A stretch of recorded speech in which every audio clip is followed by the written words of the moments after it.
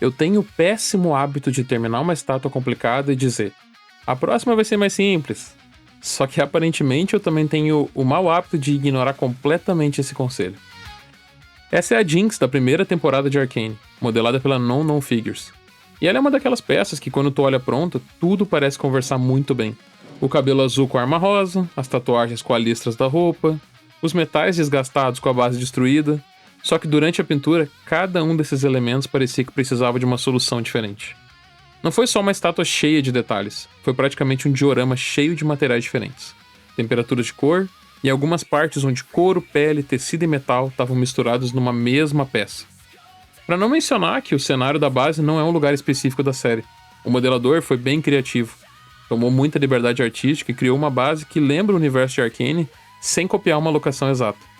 Isso me deu liberdade para inventar, o que é ótimo, mas também me deixou sem uma referência clara. Eu precisei decidir o que era aquela água, qual a história daquelas pedras e metais e como tudo isso ia conversar com a protagonista da cena, a Jinx. E quando eu achei que a parte complicada tinha ficado para trás, ainda tiveram partes mais complexas do que eu imaginava. Alterações no rosto depois da peça praticamente pronta e colada, além de mudanças na arma e nas mãos que elevaram a peça, mas foram bem difíceis de resolver. Então nesse vídeo eu vou te mostrar o processo completo dessa pintura, o que funcionou de primeira, o que eu precisei refazer e como algumas das melhores soluções apareceram justamente quando o plano original deu errado. Bora lá comigo? Comecei pela parte mais baixa da base. E a textura podia ser tipo um solo úmido, uma areia, algum material acumulado. Só que toda a composição do modelo me lembrava a cena na ponte em que a Jinx enfrenta o Echo na primeira temporada de Arcane. Não era uma reprodução exata da Ponte do Progresso, o modelador pegou várias referências diferentes da série e combinou elas com bastante liberdade. Só que ainda assim, essa associação foi suficiente para eu decidir que eu queria que aquela parte funcionasse como água. E eu não queria uma água cristalina, nem uma água suja ou marrom. A minha ideia era que fosse uma água profunda, assim, azul esverdeada, parecida com um rio ou um canal, refletindo o céu, só que ainda assim de um jeito turvo e pesado. E aí eu comecei com o aerógrafo, fui sobrepondo ali o azul e o turquesa e não queria preencher tudo com uma cor única, né? Eu fui desenhando várias linhas e variações de valor para que parecessem ondas, partes mais profundas e pontos em que a superfície captava um pouco mais e um pouco menos de luz. A água ela não tem uma cor fixa, né? O que a gente percebe é uma mistura de profundidade, reflexo e movimento. Então, o meu objetivo era evitar que essa área parecesse só uma placa pintada de azul. Quando eu já tinha uma leitura boa de água ali, eu fui aproveitando que eu já estava com alguns tons no aerógrafo e comecei a trabalhar os reflexos na parte inferior da torre, né? Fui fazendo aquelas marcas que a luz vai marcando assim numa parede ou vai projetando de baixo para cima. E fui aplicando em cima do primer preto, antes que eu trabalhasse na textura definitiva das pedras.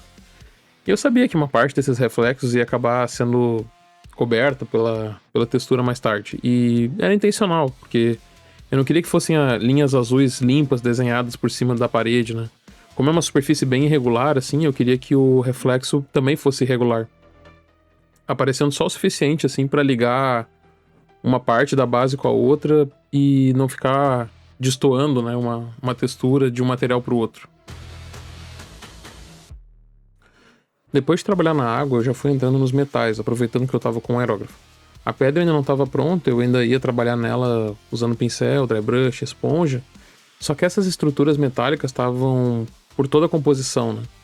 Então eu queria blocar as cores delas nesse momento de um jeito que eu conseguisse separar os metais e medir o contraste entre eles antes de eu trabalhar realmente a textura em cima disso. Para isso eu usei principalmente os kits True Metallic Color Aged Metal e Ancient Copper. O primeiro ele é mais frio e esverdeado, e o segundo ele empurra a mistura pro vermelho, laranja. Os dois juntos criam uma família de metais coerente, assim, ainda mais trabalhando com um pouco de Sterling Silver junto, que é um outro kit de prata da Vallejo, principalmente na parte de sombra, que é mais azulada. Assim eu tinha espaço para variar a idade e temperatura. Comecei pelas estruturas laterais mais quebradas, que pareciam os restos de suporte ou de andaime, e nelas eu queria um metal bem velho, precário e castigado. Era para ser o metal assim mais destruído da composição. Então ficou mais puxado pro Aged Metal e as partes inferiores bem escuras assim. Como ele ia ficar mais no fundo, eu queria que ele realmente não se destacasse. Não queria colocar todo o desgaste ali ainda, né? Até porque só com aerógrafo não ia dar muito para fazer isso, né? mas eu queria construir todo um volume, diferenciar luz, meia luz e sombra. Nessas estruturas que entram na água, assim, como se fossem colunas de suporte, eu mantive a mistura ainda mais fria, e aí que eu usei mais a parte de shade ali do Sterling Silver. Mesmo antes de fazer o Edry ali, onde eu ia trabalhar o desgaste, trabalhar manchas, limo, enfim, elas tinham que começar num ponto diferente. Eu queria que elas fossem mais escuras também, para não chamar atenção e competir com o que estava na parte mais de cima da base, que ia ser a Jinx. Então depois disso tudo que eu ia adicionar limo, mancha e tudo mais. Mas se eu começasse todos os metais com o mesmo bronze quente, eu ia ter que lutar contra essa falta de contraste nas etapas seguintes. Depois as cercas e os canos receberam uma mistura um pouco mais equilibrada de Aged Metal e cobre. A cerca ela tem um desenho mais bonito e ornamental, e ela realmente é inspirada na cerca da Ponte do Progresso em Piltover. Então eu não queria que ela parecesse tão destruída quanto os escombros das laterais. Ela podia estar velha e quebrada, mas eu queria que fosse como se fosse uma coisa mais recente, sabe? Como se tivessem restado pedaços dela ali, ela tivesse mais quebrada do que realmente enferrujada. Então, uma leitura de latão ou bronze ia funcionar melhor. Depois dessas cores base, eu fiz um sombreamento geral com os tons escuros de cada kit e misturas entre eles, né? Foi uma coisa um pouco caótica, então eu não tenho exatamente as proporções, mas vai muito da gente ir sentindo o que é necessário aqui e ali, né? E fui concentrando principalmente na parte de baixo e de baixo para cima, e onde uma peça encontra a outra. E por enquanto ficou por aí, porque era tudo que eu precisava para que cada estrutura tivesse um contraste e um volume diferente. Depois que eu bloqueei os metais, eu fui para a massa principal de pedra. Eu comecei com o dry brush cinza para revelar todas as quinas, tijolos, escombros. Não era bem o acabamento, era mais um mapa de textura que a modelagem já oferecia. A pedra ia ser cinza, mas não neutra. Eu queria um pouco de calor da Ponte do Progresso, só que envelhecido, desaturado e contaminado pelo ambiente, assim. Até para criar toda essa estrutura de frio para quente, né, de baixo para cima na base, desde a água até o topo. Então depois do dry brush eu fui construindo a textura com esponja. Fui usando o cinza com pequenas nuances assim de outros tons, né? Aí fui misturando tudo isso na paleta e um pouco de verde, amarelo, azul, vermelho. A parede ia continuar sendo lida como cinza, mas essas cores iam trabalhar toda uma riqueza de detalhes ali e uma sensação diferente com a relação entre os tons. Na região mais perto da água, eu fui trazendo cinzas mais frios, esverdeados e também deixei aparecer um pouco de amarelo musgo, assim, um verde oliva, como se a pedra original tivesse uma temperatura mais quente, mas estivesse coberta por umidade, crosta acumulada. E à medida que a torre ia subindo, a mistura vai se afastando do azul e começa a recuperar um pouco mais de calor, tanto do vermelho quanto do amarelo, mas sempre dentro do cinza. A esponja vai criando pontos, falhas e manchas de tamanhos diferentes, né? Vai gerando toda uma textura bem mais interessante do que a topologia original do modelo. E vai fazendo essas variações sem que eu tenha que desenhar cada rachadura no pincel. Ao mesmo tempo, eu tomei cuidado para não preencher os recessos entre os tijolos, né? O preto do primer continua aparecendo nos rejuntes e nas partes mais profundas. Se eu cobrisse tudo com cinza clara, a torre ia perder a profundidade e ia virar um bloco achatado. Na plataforma superior, a lógica continua a mesma, só que os valores ficaram mais claros, né? Fui clareando para poder trazer essa luz e deixar um pouquinho mais quente ainda, para que a base começasse a ficar fria e úmida embaixo e fosse ganhando calor à medida que se aproximasse da personagem. Isso também funciona como uma ferramenta de contraste para apontar para a personagem e trazer ela como ponto focal. Eu fui trazendo cinzas com tendências mais amarelas e vermelhas, ainda muito desaturado, porque eu queria que o topo se diferenciasse, mas não se transformasse numa coisa diferente, né? Eu cheguei a tentar organizar a parte de cima como se fosse um ladrilho mais definido, né? Como eu fui trabalhando aí no começo. Só que a modelagem era muito irregular e eu não achei que estava combinando, né? Ela parecia muito mais um pedaço quebrado de construção, quase um escombro, do que um piso preservado. Então eu meio que abandonei essa ideia no meio do caminho e comecei a trabalhar de um jeito um pouco mais aleatório ali em cima, né? Usei mais a esponja, entrei com um pouco de dry brush nas pedras menores ali, como se fossem pedacinhos de escombro mesmo, e fui deixando as próprias quinas indo definir onde é que a luz tinha que pegar. Essa segunda abordagem ficou muito mais natural. Em vez de eu obrigar a peça a caber na minha primeira ideia, eu meio que me adaptei à própria peça, né? Depois de desenvolver toda essa textura, eu voltei de novo na água e fiz um pouquinho de correção, porque eu acho que estava meio Caribe demais, assim, uma coisa meio Maldivas, e Eu não queria que chamasse tanta atenção, né? Então eu peguei um tom ali bem diluído e fui meio que apagando um pouco dos contrastes que eu fiz pra chamar um pouco menos de atenção, né?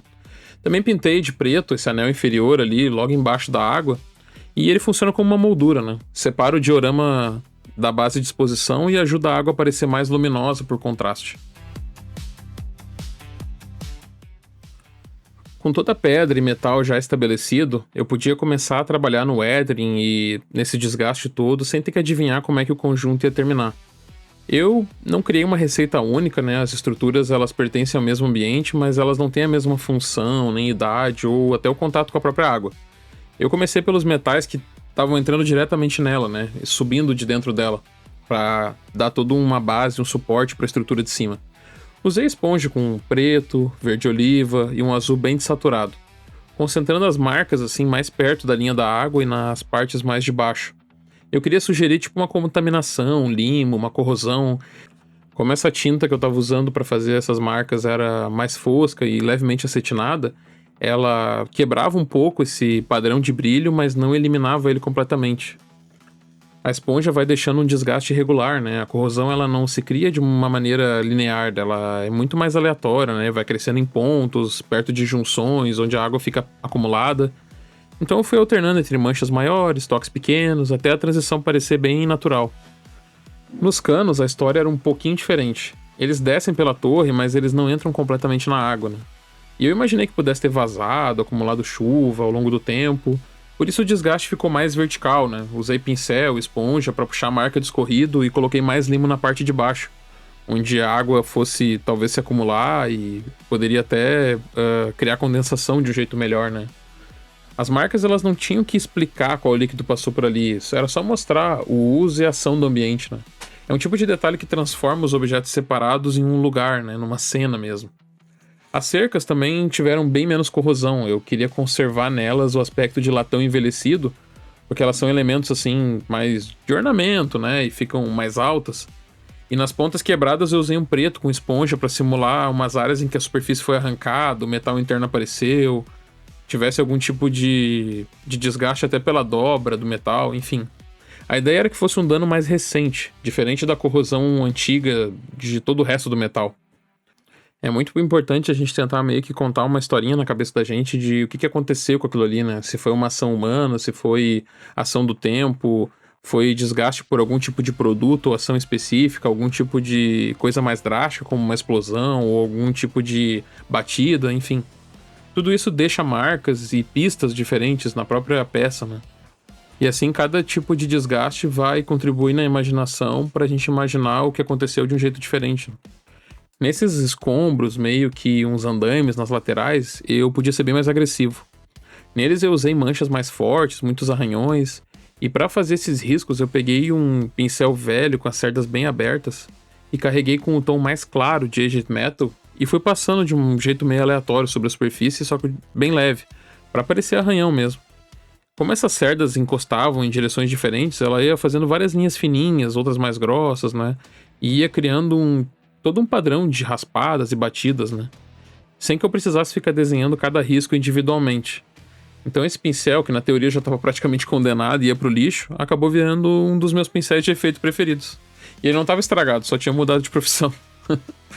No final, a base tinha metais frios, escuros, contaminados perto da água, cano marcado por escorridos, cercas mais quentes, relativamente preservadas, né? E essas estruturas laterais mais detonadas. E toda essa variação evitou que todos os elementos parecessem pintados com a mesma receita, né? Que fossem a mesma coisa.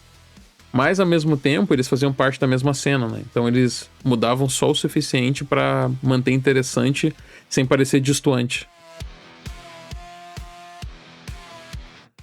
Antes de sair da base, faltavam os 2 cristais.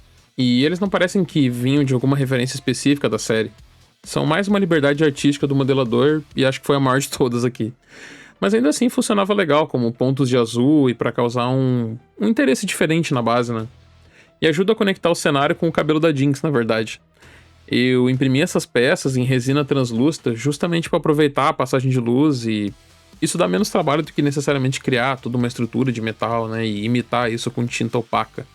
Então depois da preparação eu apliquei a Candy Ink Sapphire Blue da Green Stuff World E como é uma tinta muito pigmentada, mas transparente, ela tinge a resina sem apagar a translucidez. E foi uma etapa bem direta, eu controlei a quantidade para não deixar a cor opaca demais, e no final apliquei um verniz gloss, né?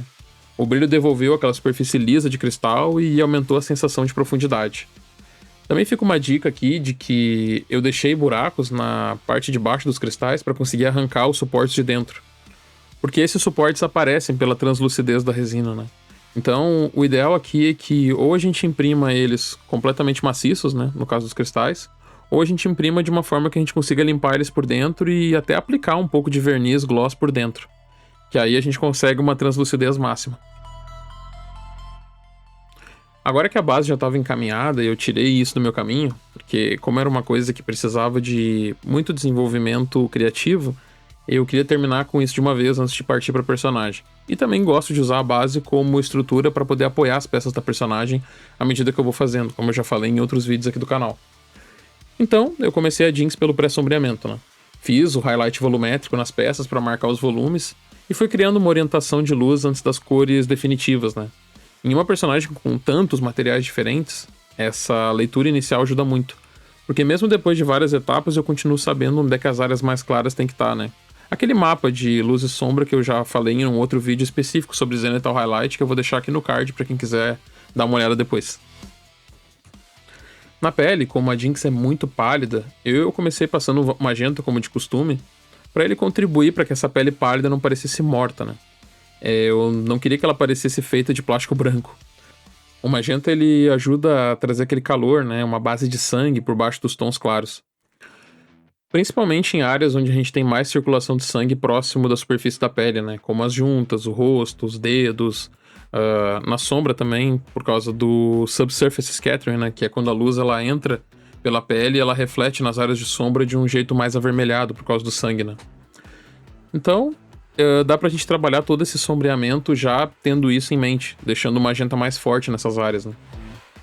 Depois disso, eu fui construindo o tom base em várias passagens de aerógrafo.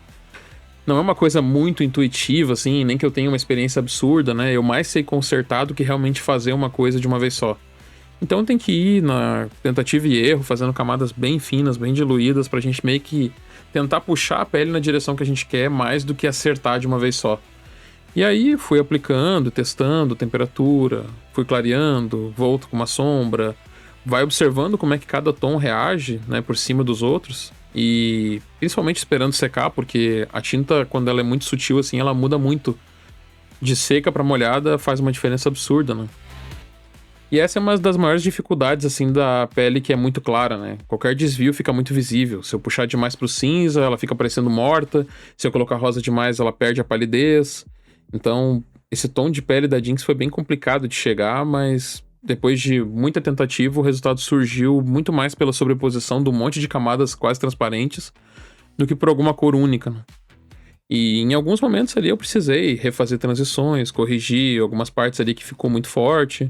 Ainda é uma área que eu quero evoluir bastante, né? Mas também é uma das partes em que eu consigo perceber bastante a minha evolução de uma peça para outra. Quando a pele finalmente chegou num ponto que me agradava, ela já tinha luz, sombra e a variação da temperatura suficiente para funcionar, mesmo antes dos detalhes, né? Isso é importante porque depois muita coisa vai ser resolvida no pincel e eu não queria depender de reconstruir todo o degradê manualmente, né? Obviamente.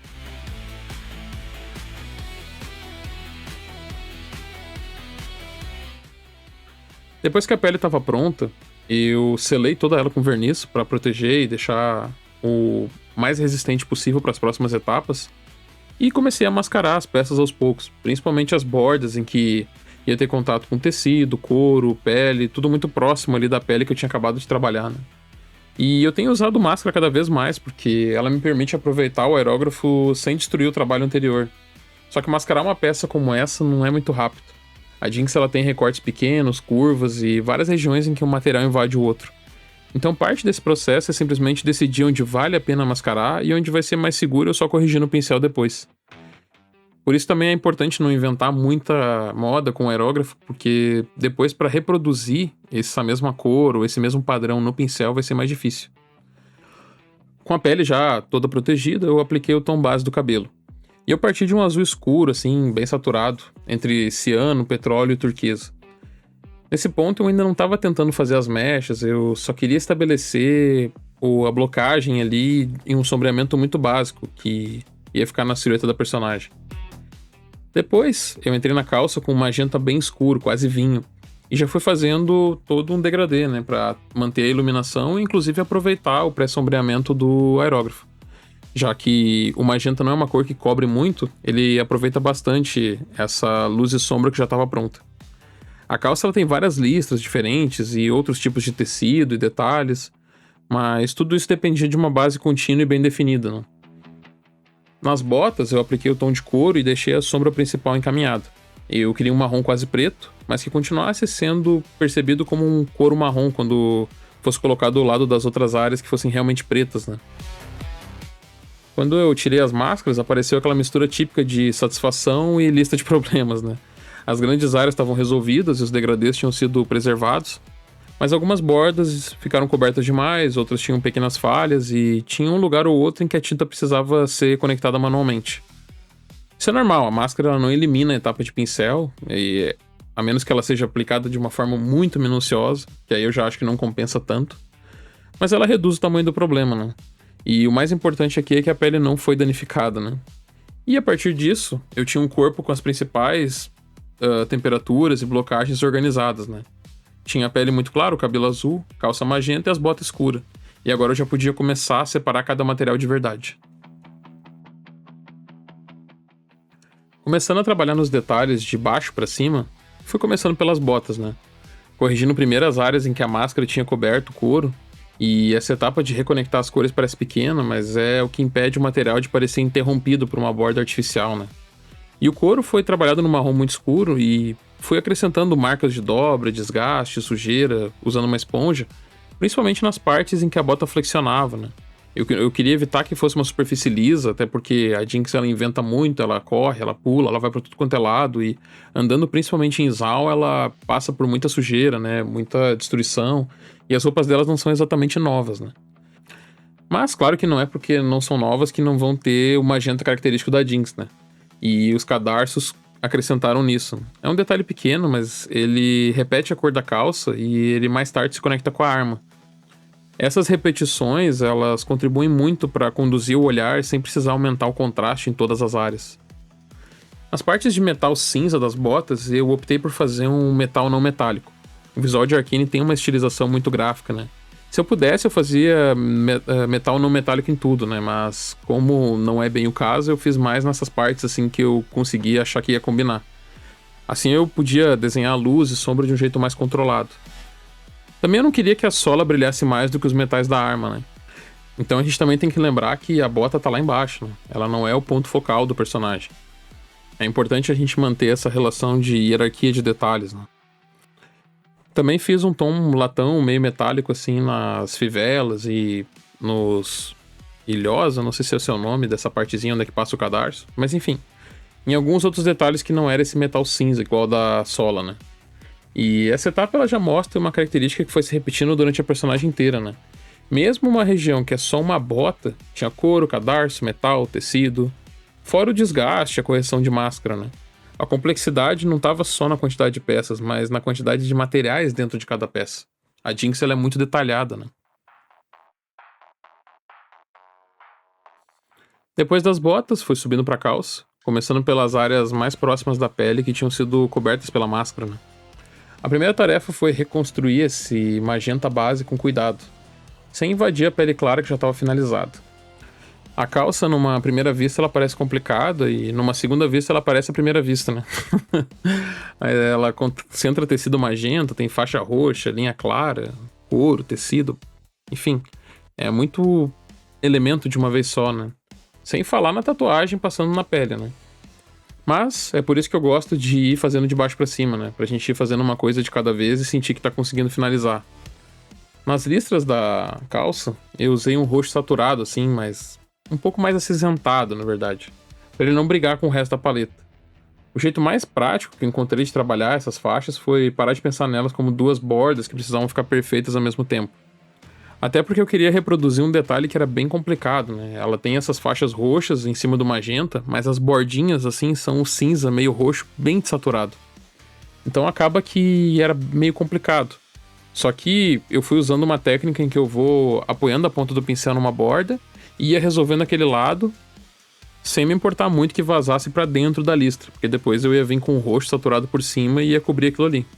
Essa técnica se chama Edge Highlight e é bem interessante ter ela dominada assim, porque facilita muitas coisas, né? Então foi isso. Ia preenchendo o interior e só depois corrigia o outro limite, né? Tentar controlar duas bordas de uma mesma linha ali, larga assim, é muito complexo, né? Não tem necessidade da gente se punir tanto assim. E essa linha clara exige um vai e vem de pintura e correção até a espessura ficar consistente, né? Até ficar tudo direitinho. Ela estava marcada no modelo, mas como sempre vaza ou borra um pouquinho, a gente tem que ir indo e fazendo, corrigindo. Essa calça demorou muito tempo, uma tarde inteira acho que só na calça. Então acabou que quando eu acabei as listras, assim, deu um alívio bem grande, mas o trabalho não estava terminado, né? Ainda faltava o couro da alça e os detalhes desse tecido, assim, que parece uma bandana que ela tem saindo da perna, que é um bege meio esverdeado, que ele segue o mesmo padrão de listras, só que numa outra composição de cores, né? E aí, de novo, aquele vai e vem até ficar tudo certinho, né? Até a gente entrar no preto ali pra blocar todo o couro escuro e depois entrando com o marrom pra poder ir tingindo ele aos poucos, né? De um jeito que a gente não estragasse nada do que já tinha sido feito. Esses materiais eles tinham que se separar sem criar tipo um arco-íris aleatório, né? Por isso que o couro foi mais escuro e quente, enquanto o bege ele entrou mais desaturado, assim, quase sujo. Tudo pertencendo a esse mesmo universo gasto da personagem. Nessas partes mais de adorno metálico da calça, eu comecei a trazer mais cobre, né? A base tinha metais frios e esverdeados perto da água, e na Jinx eu queria que eles se aproximassem mais de bronze e latão. Só que essa mudança de temperatura ainda tinha que ser mais gradual, né? Então foi mais uma adição de cobre do que necessariamente cobre puro. Desse jeito eu conseguia ir trazendo calor para a personagem de uma forma bem natural. O torso foi bem mais simples comparado com a calça, né? Porque era principalmente pele e couro, né? Então eu delimitei todas as áreas com preto, depois pintei o miolo, né? Deixando tudo bem direitinho. E fui trabalhando a mesma receita de couro em toda a peça, né? Tem alguns materiais que a gente tem que fazer um pouco mais simples para manter essa hierarquia. E o couro foi um deles, né? Era basicamente 3 tons: preto, um marrom escuro e um marrom mais claro. E tudo isso com uma mistura de dry brush, com esponja e tudo mais. Também pintei esses detalhes que ela tem tipo um X assim amarrado no peito, com um tom assim que fosse próximo do branco, mas não fosse, né? Aí no caso era um Deck Tuck, que é uma cor que eu uso bastante para substituir branco sem deixar artificial, né? Os braços também tinham uma divisão de material um pouco melhor. As mangas dela ali eram totalmente divididas. Então, como eram menos materiais, era bem mais tranquilo repetir o mesmo magento, couro e os metais sem criar toda uma nova receita para cada peça, né? E também sem se preocupar tanto com pele ou outro material que tivesse junto e pudesse borrar. É importante a gente ir repetindo certos padrões ao longo de tudo pra gente não criar uma discrepância, né, no personagem. Não parecer que foi uma pessoa que pintou uma coisa e outra pessoa que pintou outra, ou com tintas diferentes. E então, mesmo quando uma coisa é pintada alguns dias depois de outra, eu ainda consigo manter o mesmo padrão guardando as mesmas tintas e relembrando essas receitinhas, digamos assim, né? Então, essa etapa foi menos sobre inventar novas soluções e mais sobre manter a consistência enquanto eu avançava pelo corpo.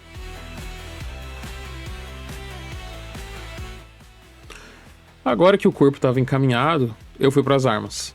Comecei pela minigun, que era a peça que eu queria testar uma ideia de metal colorido que eu ainda não tinha usado daquele jeito. Eu comecei com o kit de Sterling Silver, né, de um prata bem clarinho que tem do True Metallic Color da Vallejo, e sombreei as partes de baixo e iluminei as partes de cima, todos usando tinta do mesmo kit, criando um metal quase cromado dentro do limite da tinta. E essa estrutura de valor era importante, porque a cor que ia vir depois ia ser transparente, mas com certeza ia escurecer o metal. Então, se o prata tivesse muito escuro, o rosa também ia ficar muito escuro, e se o prata tivesse muito flat, o rosa também ia ficar flat. Então, depois que eu criei uma boa relação ali de degradê, eu fui aplicando o Candy Ink magenta nas partes rosa, controlando mais ou menos o tom que eu queria que ficasse. Como essa tinta é transparente, ela vai tingindo sem cobrir completamente o metal, e a prata continua refletindo por baixo, o que dá essa sensação de metal colorido. E o resultado foi um rosa metálico muito mais vivo do que eu ia conseguir misturando o magenta opaco numa tinta prata. A teoria funcionou. O erro foi um pouquinho de pressa em uma das aplicações. O ideal é fazer camadas leves, deixar secar e voltar.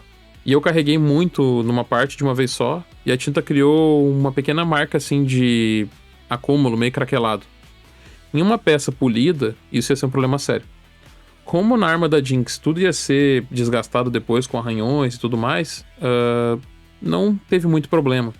Ela é uma arma detonada e remendada, então eu consegui acabar incorporando essa marca no desgaste.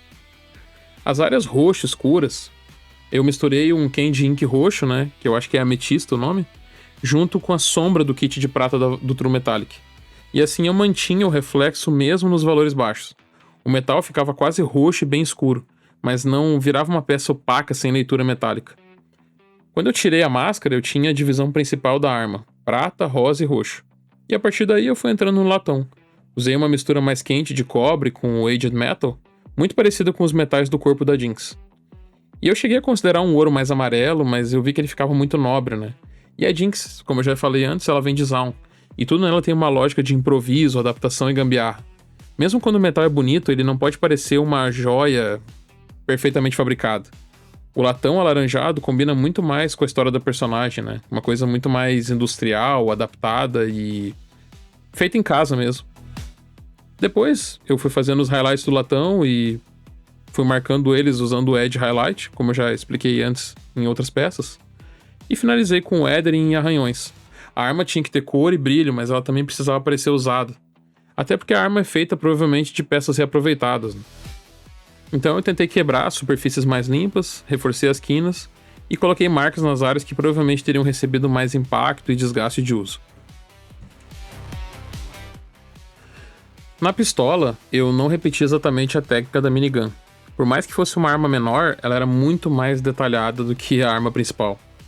E toda essa estrutura recebeu um metal cinza azulado em no metallic, o que deixou essa arma menor visualmente mais controlada e preservou a minigun como grande ponto metálico da composição, né? Nos detalhes, eu voltei com cobre e latão, repetindo toda a família quente que já aparecia nos adornos da roupa.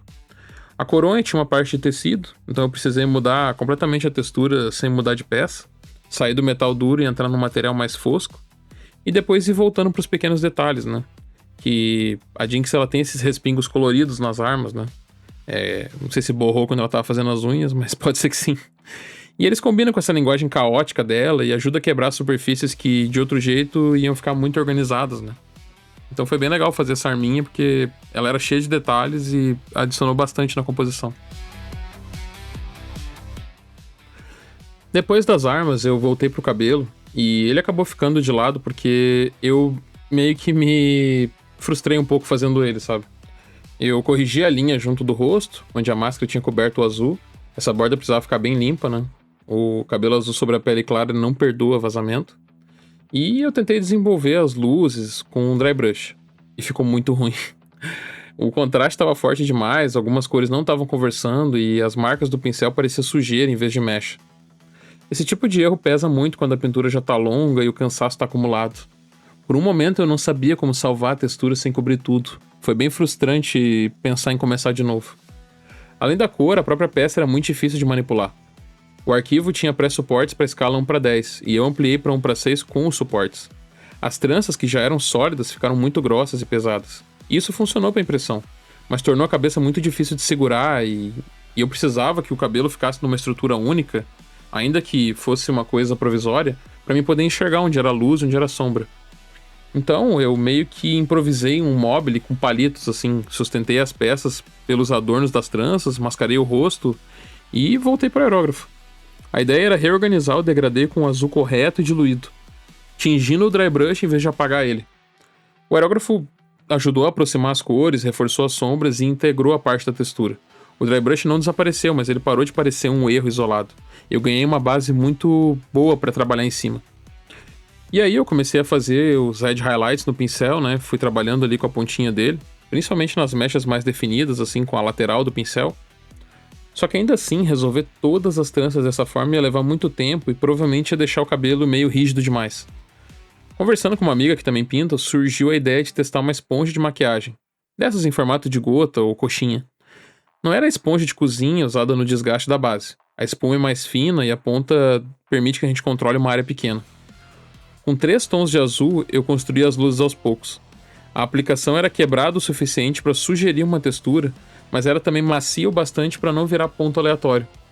Umedecer levemente a esponja também melhora ainda mais o controle de opacidade e deixa as coisas mais suaves. O processo virou quase uma modelagem com cor. Em vez de desenhar fio por fio, eu criava massas de luz acompanhando o volume das tranças. E no topo da cabeça eu entrei com um pincel para alguns detalhes finos, mas a maior parte do trabalho foi resolvida pela esponja. Quando eu tirei a máscara do rosto, o cabelo finalmente estava funcionando. E o mais interessante é que a solução não veio de insistir mais tempo na técnica que tinha falhado. Veio de mudar a ferramenta. A esponja de maquiagem entrou de vez no meu repertório depois dessa peça. Para fechar a etapa, eu finalizei os adornos das tranças com a mistura quente de cobre e aged metal, e esses metais ficaram mais vivos que os da base, reforçando a progressão de temperatura que começou lá embaixo, perto da água. Depois que eu acabei todo esse drama do cabelo, eu fui para outro drama, que era a tatuagem. E essa era outra etapa que não dava para ter pressa. Porque as nuvens ocupavam uma área muito visível e qualquer linha grossa mudava bastante a delicadeza da personagem. O primeiro desafio foi a cor. A Jinx é tão pálida que um azul que parece claro na paleta ficava escuro assim que encostava na pele dela. Eu precisava de uma mistura quase branca, mas que ainda fosse percebida como azul. Além disso, a tatuagem não é uma única cor. O interior das nuvens é um azul muito claro, enquanto o contorno é um cinza azulado um pouco mais escuro. A diferença precisava aparecer sem criar um desenho pesado. E a diluição era muito crítica. Se a tinta ficasse líquida demais, ela ia escorrer. E se ficasse grossa, ia criar uma linha física e a tatuagem ia aparecer em alto relevo. Como eu não tinha um pincel que entregasse exatamente a espessura que eu queria, trabalhei por correção. Eu fui desenhando o contorno com uma margem de erro, e assim eu conseguia ir aumentando se fosse necessário, e aí fui nesse vai e vem, produzindo uma curva, e olhando de outro ângulo, corrigir a borda, reconstruir uma região que tinha ficado espessa. Mesma lógica das listas da calça, só que num nível acima de dificuldade. E muitas vezes a linha perfeita ela não nasce de uma pincelada perfeita, mas do controle das duas áreas ao redor dela, né? Quando eu finalmente cheguei no nível de delicadeza que eu queria, foi um alívio muito grande. Porque foram muitas etapas pesadas e a tatuagem precisava parecer leve.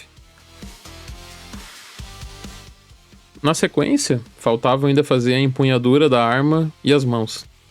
Comecei pelo tecido enrolado na minigun, já me preparando para uma etapa pior depois, né? E depois fiz o couro das luvas repetindo os tons da roupa para manter essa unidade. Algumas partes da empunhadura eu fiz aquele metal cinza em non-metallic metal, conectando visualmente essa região com as solas das botas e com a pistola. Só que o verdadeiro problema não era nenhum desses materiais, eram os dedos. As mãos já estavam moldadas segurando as duas empunhaduras, elas vinham presas à arma. O acesso era muito ruim e eu tinha decidido não fazer essa pele no aerógrafo porque mascarar a arma inteira parecia trabalhoso demais. Depois eu percebi que talvez eu devesse ter enfrentado esse mascaramento. Eu sabia quais tintas eu tinha usado na pele, mas uma cor que tu constrói no aerógrafo não é só a mistura dentro do copo. Surge de várias camadas transparentes, da influência do pré-sombreamento e da sobreposição do magenta com os tons claros. No pincel, os dedos não combinavam com o corpo. Eu precisei tratar a região como uma miniatura. Pequenas lavagens, washes, reconstrução de luz e vários ajustezinhos de sombra e temperatura. E a mistura só começou a se aproximar de verdade quando eu realmente acrescentei um pouco de magenta. Esse toque devolveu a vida que estava faltando e trouxe os dedos para a mesma família de pele feita no aerógrafo. Ainda assim não ficou exatamente igual, era uma peça tão complexa que às vezes tu precisa escolher as tuas lutas. Eu podia continuar mexendo indefinidamente numa área presa entre os canos da arma, ou aceitar uma pequena diferença que no conjunto não ia comprometer a leitura ou fazer uma grande diferença. Foi uma etapa longa porque, mais uma vez, uma única peça reunia pele, couro, tecido e metal. Cada correção acontecia a poucos milímetros de outro material que já estava pronto. E aos poucos, essas áreas foram se separando e a arma deixou de parecer um bloco cheio de couro inacabado. Quando eu cheguei no rosto, eu achei que eu estava entrando na reta final. Pintei todos os detalhes ali, os olhos, trabalhei as sombras e finalizei uma primeira versão que me agradava. Inclusive foi essa versão que apareceu nas primeiras fotos da peça montada. Eu cheguei a desenvolver todo o turnaround, montei a peça, fiz as fotos, já estava praticamente pronto. E a modelagem da Nonon tem uma estilização própria, Em alguns personagens ela se aproxima muito da referência, em outros ela tem um pouco mais de liberdade artística. E aí a pintura tem que entrar para reforçar um pouco mais certas características. Existe também um limite claro. A tinta consegue acentuar e suavizar os planos, mas não consegue fingir que a estrutura esculpida não existe. Depois de olhar para a peça montada e ter uma revisão externa, eu percebi que alguns ajustes poderiam aproximar mais a leitura da Jinx. As olheiras estavam fortes demais e quando tu passa uma semana olhando a mesma estátua é fácil perder a noção de intensidade. O olho se acostuma e um contraste excessivo começa a parecer normal. Eu suavizei as olheiras, aumentei um pouco as íris também para deixar a personagem um pouquinho mais feminina, né? Afinei as sobrancelhas dentro do que a modelagem permitia. Só a íris já mudou bastante a expressão e trouxe mais reconhecimento para a personagem. Refazer os olhos foi uma decisão difícil porque eu gostei da intensidade da primeira pintura. Só o olho separado estava me agradando bastante. Só que a segunda versão funcionou melhor no conjunto. E essa é uma parte importante do trabalho por encomenda e também da revisão artística. Às vezes a peça está tecnicamente finalizada, mas ainda não chegou na leitura que precisa ter e no gosto de quem vai receber, né? Depois entraram alguns detalhes menores, como as sardas, as unhas e um tom avermelhado na ponta do cano da arma para sugerir o aquecimento depois dos disparos. Nem todas essas alterações tiveram a etapa completa gravada, então alguns aparecem só nas imagens finais. Foi um fechamento muito mais longo do que eu esperava, mas a montagem completa revelou coisas que eu não ia conseguir avaliar olhando cabeça, corpo e armas separadamente. Às vezes é necessário a gente enxergar tudo como um conjunto para daí a gente reparar e aceitar que precisa fazer alguns ajustes, mesmo já estando cansado e desgastado de todo um processo muito longo. Mas no fim deu tudo certo e aqui a gente vai para o resultado final da Jinx. Bora lá? Depois de aproximadamente uma semana de trabalho e com a ajuda da minha namorada em algumas etapas, essa foi a versão final da Jinx. Foi uma pintura que exigiu adaptação. A base não tinha referência fechada, o cabelo precisou ser recuperado depois da primeira tentativa, e várias peças misturavam um monte de materiais diferentes em espaços muito pequenos. Mas esses problemas também trouxeram as melhores descobertas. O pincel velho criando arranhões, a prata tingida resolvendo os metais coloridos, e a esponja de maquiagem salvando as tranças. Então no fim o aprendizado foi muito grande. E no conjunto, eu tentei fazer a base fria e desgastada conduzir o olhar até a Jinx. Conforme a composição sobe, os metais ficam mais quentes, até chegar no contraste entre o cabelo azul e o rosa das armas. Essa lógica não precisa ficar evidente, ela só precisa fazer tudo parecer parte da mesma cena. Agora me conta, qual parte mais chamou a tua atenção e qual personagem tu gostaria de ver no próximo projeto? De preferência é algo simples, embora eu já tenha parado de confiar nessa promessa. Se tu gostou, deixa o like e te inscreve para acompanhar as próximas pinturas. Muito obrigado de verdade por ter acompanhado até aqui e a gente se vê no próximo vídeo. Falou!